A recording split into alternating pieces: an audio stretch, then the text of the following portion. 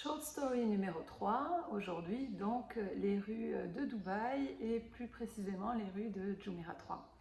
Ce sujet, pour ceux qui me connaissent, c'est un sujet que j'aime beaucoup évidemment puisque c'est vraiment le cœur en fait de cette idée de devenir, de cette vocation on va dire, je ne sais pas si on peut dire ça, mais de devenir guide à Dubaï. Puisque quand je suis arrivée ici en 2010, j'ai donc aménagé dans ce quartier de Jumeirah 3. Et à l'époque, ce quartier était le seul à avoir des rues avec des noms. La plupart des quartiers n'avaient que des numéros, numéro impair, numéro pair.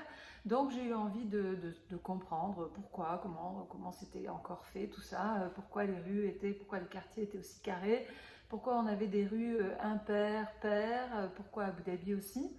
Et j'ai donc fait une petite recherche et voilà ce que j'ai trouvé. En 2005, Dubaï a décidé que Jumeirah 3 serait le quartier pilote de rues avec des noms.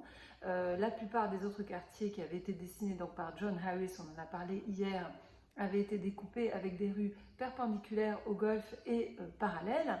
Les rues parallèles à Dubaï avaient des numéros pairs et les rues perpendiculaires des numéros impairs. À Abu Dhabi, c'est l'inverse.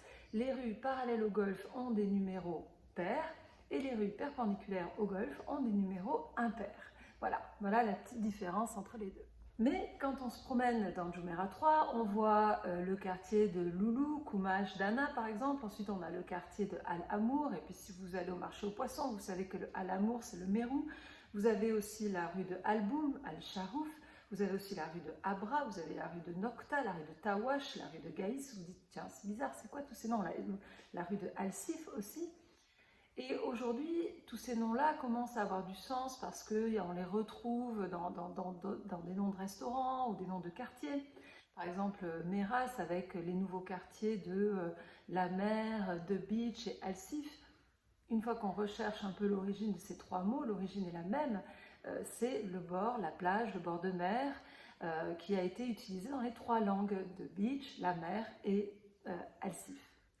Ne pas confondre Al-Sif avec Saif, qui est l'épée. Attention, ici on peut faire très souvent des contresens, juste parce qu'évidemment on ne parle pas arabe ou très mal, et donc il arrive très souvent que quand on demande une traduction, en fonction de la dialecte ou de l'arabe que parle notre interlocuteur, on va avoir une interprétation complètement différente.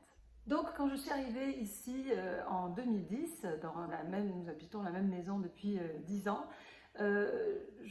donc ma rue s'appelait Al-Koumash, mais à l'époque, pour prendre un taxi, je devais toujours dire que j'habitais dans la rue 47B, parce que les taxis ne connaissaient pas du tout les noms de rues, et ils ne savaient pas du tout trouver ma maison. Alors je me suis dit, il faut que je comprenne pourquoi, et puis ça veut dire quoi Al-Koumash? Donc j'ai commencé à demander. Certaines personnes me disaient, Al-Koumash, dans mon pays, l'Égypte, c'est le tissu, Koumasha, le tissu. Ok, bon.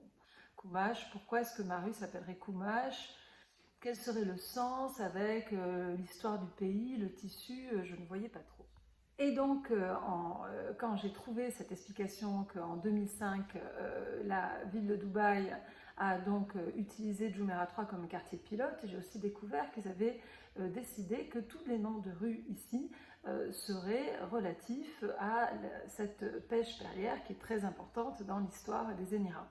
Alors, les marchands, les bateaux perliers partaient souvent de la plage de Jumeirah au mois de mai. Je vous ai dit, la pêche perlière, c'est du mois de mai au mois de septembre. Et quand ces marchands et la ville s'est développée dans les années 60 grâce à John Harris avec ce découpage géométrique de ces quartiers, les marchands et leurs familles, les plongeurs et toutes les personnes qui vivaient en fait de cette industrie perlière se sont installés dans ces quartiers de Jumeirah 1, 2, 3.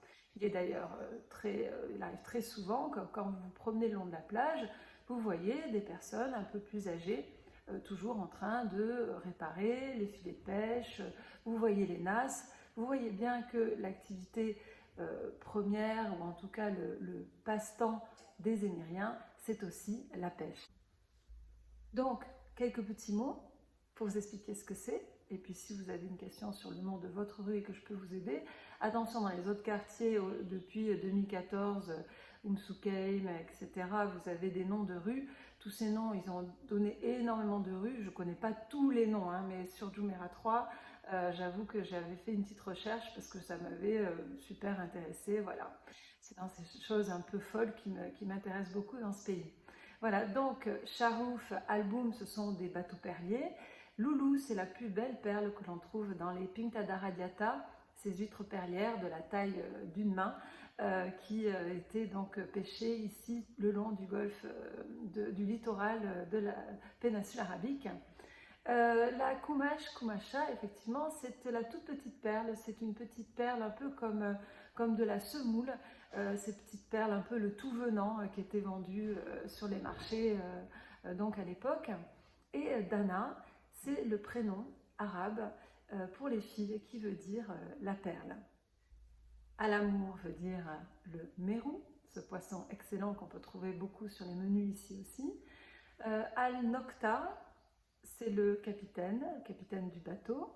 Le gaïs, c'était le plongeur, celui donc qui allait pêcher ses huîtres au fond, et je vous parlerai de la pêche des perles une autre fois. Le tawash, c'est le marchand, c'est lui qui calibrait les perles et puis les revendait ensuite sur les marchés.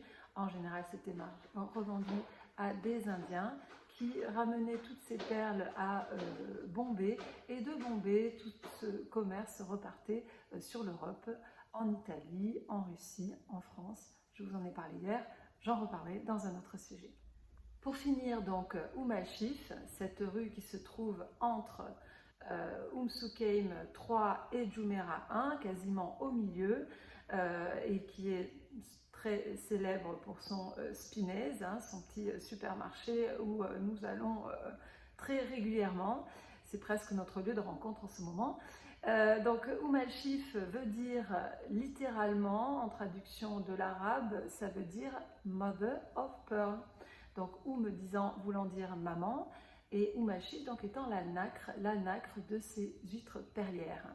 Voilà, c'est aussi le nom Al-Shif, ça va être le nom du premier site d'exploration pétrolière de Dubaï en 1966. Nous en reparlerons aussi lors d'un autre sujet. Encore une fois, un grand moment de bonheur partagé avec vous.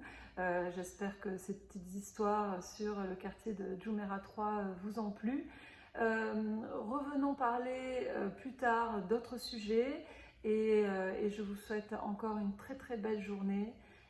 Profitez-en, prenez les choses le plus cool possible. De toute façon, on n'a pas le choix, et partageons ensemble ce que nous aimons le plus. Au revoir.